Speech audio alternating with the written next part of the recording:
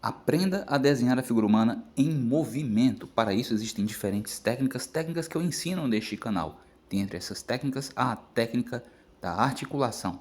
A técnica da articulação consiste em movimentar os membros superiores e inferiores, movimentar braços e pernas articulando-os, ou seja, erguendo ou baixando a linha dos cotovelos e movendo a linha dos punhos. Evidentemente, isso vale também para os pontos em que braços e pernas estão conectados ao tronco. Refiro-me à região da virilha e à região dos ombros. Mover braços e pernas articulando-os, estabelecendo diferentes ângulos, gradações entre esses ângulos que são formados entre o braço e o antebraço, entre a coxa e a porção inferior da perna, onde fica a panturrilha, a canela.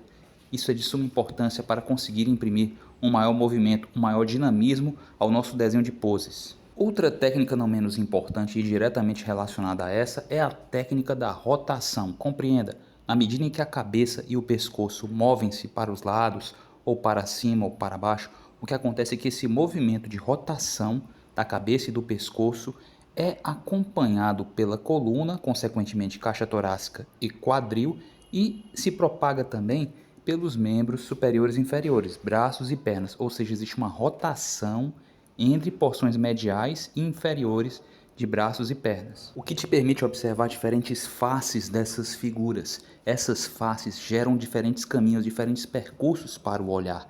Elas dinamizam a percepção que se tem da figura, na medida que imprimem uma maior profundidade, uma maior tridimensionalidade a cada uma das partes que compõem o corpo humano. Dito isso, compreenda o seguinte: a técnica da articulação, bem como a técnica da rotação ou técnica do turning, técnica do torno, que pensa a coluna ou o eixo do braço, da perna, como um torno em torno do qual dá-se a tal rotação, ambas as técnicas não estariam completas não fosse a compreensão do eixo Z. Se o eixo Y determina a altura de um objeto, o eixo X determina a largura, o eixo Z seria aquela diagonal que no plano bidimensional, uma folha de papel, representa a profundidade. Linhas diagonais, direções diagonais em geral, qualquer que seja a gradação, representam a profundidade no papel, no plano bidimensional. Logo, dispor da figura humana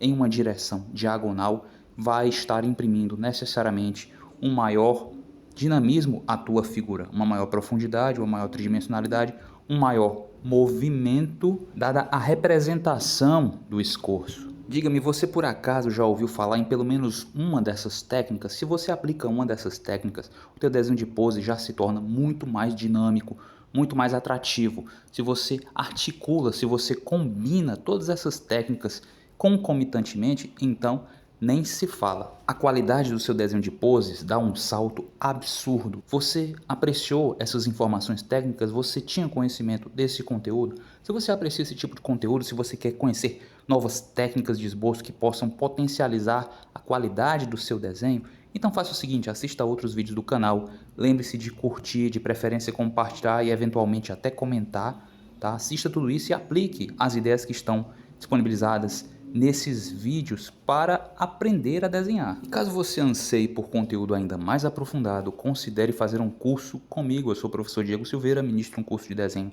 há mais de 20 anos e nos últimos anos eu venho disponibilizando esse mesmo curso via lives. Informe-se a respeito questionando-me na área de comentários. Grato por me assistir até aqui, eu aguardo em um de nossos próximos vídeos.